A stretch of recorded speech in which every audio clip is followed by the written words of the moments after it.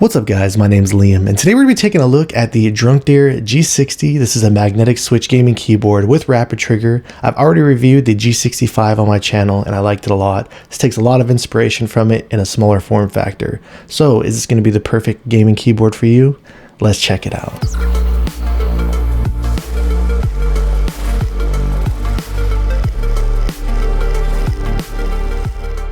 Before we get started today, I did want to let you know this was sent out to me by DrunkDeer. However, everything you'll be hearing in this video is going to be my own words and my own opinions. This is just a sample unit, but included inside the box, I did get this kind of almost stiffer style USB-C cable. It does come with a keycap puller, and it did come with 2 additional switches. Taking a look at the actual layout and design of this keyboard, as you can see up here at the top, it does have a USB-C connectivity. And here's an overall look of the bottom feet design with these 4 corner rubberized feet. We'll go and open this up here briefly and I'll go over the overall design of this. But this is a all plastic housing case. Right now there's a Kickstarter going on to pick this up. It is sitting at about $80, and for the overall performance and feeling of this with the rapid trigger, I really do feel like that is a steal for what you're getting here. As I was going back and forth comparing this to the Wooting 60HE, there are some noticeable differences there, but when it comes in terms of the overall performance, really this feels great, and there's not a whole lot to where you can really tell them that much apart in the gaming experience. So let's go ahead and open this up. We're going to take a look on what the inside, the internals look like, so you kind of get a better idea of the overall design of the board and what you're going to be getting with this entire package. So here's a look of the internal design of the G60 itself. Underneath the keycaps, you're going to obviously have these switches here. This is bound by a metallic board. Then in between this, you do have a rubberized gasket, and underneath you have the circuit board. And underneath that, you do have this piece of sound dampening foam. I do believe this sits at about 3.5 millimeters in thickness, somewhere around there. And then lastly, here is the plastic tray that it sits in. And like I said, similar stuff as before with the G65 that I reviewed. Here it has the 4 corner design, and they do push in a little bit, so they do have a little bit of springiness there to them on both the bottom and the top feet there. And here's a close-up shot of the actual PBT keycap that does come included. As I was going through the Kickstarter listing, it actually does advertise this with shine through keycaps.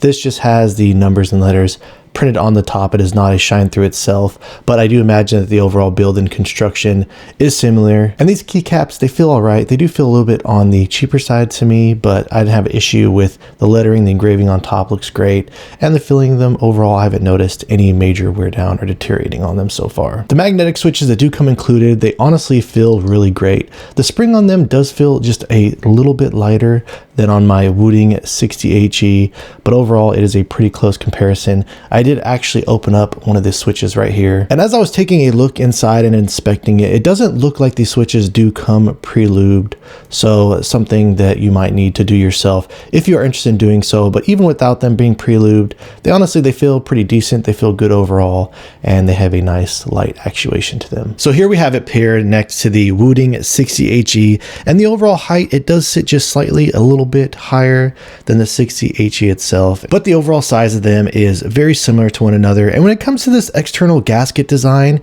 it honestly, you do notice it does offer a softer style typing experience. You definitely notice that when you go back and forth using the Wooting 60HE, that it does feel a bit more stiff. Not that this gasket system feels unstable anyway, it does feel really stable, but you do feel a little bit of movement there. Not so much when you're just normally typing on it, but as you're playing in your gameplay, if you get really aggressive, especially like I do when you're in tense moments, or if you're having a bad game or something like that, and you start to more firmly push into it or get more aggressive, again, you do kind of notice the bending there. But again, when it comes to the overall performance between the two, which I prefer, honestly, I didn't notice really too much of a difference, and I don't really have that much of an opinion on whether I do like this external gasket system that much more over the more firm feeling style myself personally. But it does feel great going back and forth between these two. The fact that this is so much cheaper than the Wooting, I didn't notice that much of a difference in the performance myself personally. I really do feel like this is overall a really great option. So let's go ahead and drop a sound test comparing the Wooting 60HE to the DrunkDeer G60.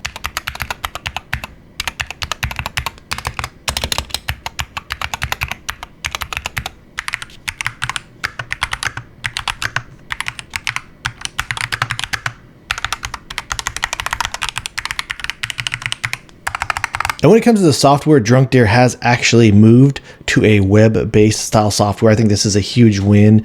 It honestly has worked great for me. I haven't had any issues with it. And I really do like this new layout that they used. It looks very familiar and very easy to use. But coming over here on the left tab is where you do have this lighting option. Very straightforward, allows you just to adjust different types of RGB lighting zones, or you can even do some type of a static or just completely turn it off if you want. For me, since this keyboard did not come with the shine through keycaps, I don't really like using the RGB very much when you're not using shine through keycaps. If I do use it, I use it at the lowest setting, but it does include these various presets and very straightforward and easy to use stuff. Over here on the next tab is where you'll be able to access the performance, and starting up here in the left hand corner, they do have this turbo mode. This is supposed to be something similar to the tachyon mode with Wooting, but for me personally, I was having a lot of issues with using this turbo mode. Now, I just want to be clear, this is just a firmware issue. I've been talking back and forth with DrunkDeer about this, and they are aware of the issue, so something that they will be able to adjust and fix in the future, which is a simple firmware update. But when this is enabled, it does disable the RGB effects on the board, and it is supposed to make your board just to feel a little bit snappier. I was just getting random key presses, and if I was pressing like the space bar or any other given key, it would just randomly activate keys. So I'm looking forward to them updating that firmware, which should be coming out soon, and getting that addressed. But aside from that, coming down here is where we can turn on the rapid trigger. Coming over to the actuation distance, sitting here in the middle, the minimum actuation distance point is going to be starting out at 0.2 millimeters, but after that it allows you to make adjustments in 0.1 millimeter increments. And over here on the side is where you can adjust the rapid trigger on the compression and decompression of the actual keys themselves, and this now allows you to adjust this also in 0.1 millimeter increments as well. So when you're making the adjustments, you can either just drag and select if you want to change all the keys, or you can just simply press on each individual key. Say, for example, if you want to set the WASD to a 0.2 millimeter actuation, and then have all your other keys somewhere around 1 millimeter actuation point. So this was really intuitive, really easy for me to use. You can even enable this option down here if you want to mess around with pressing down on the keys to kind of get a better feel of it and get a visual cue on the screen to see exactly how you are compressing and decompressing the switches. And then finally, coming over here to the last tab, this is very simple, straightforward. It just allows you to switch the keys around if you want to change up any of these keys, or you can come over here to the function tab if you want to add some type of additional keys to the actual function when you're using the keyboard. All right, guys, so that about wraps things up on the DrunkDeer G60 gaming keyboard with rapid trigger. Aside from the small hiccups that I've been getting when using the turbo mode, I must say that overall I've been really enjoying the overall performance of this board, especially coming in at the price point that it's coming in at.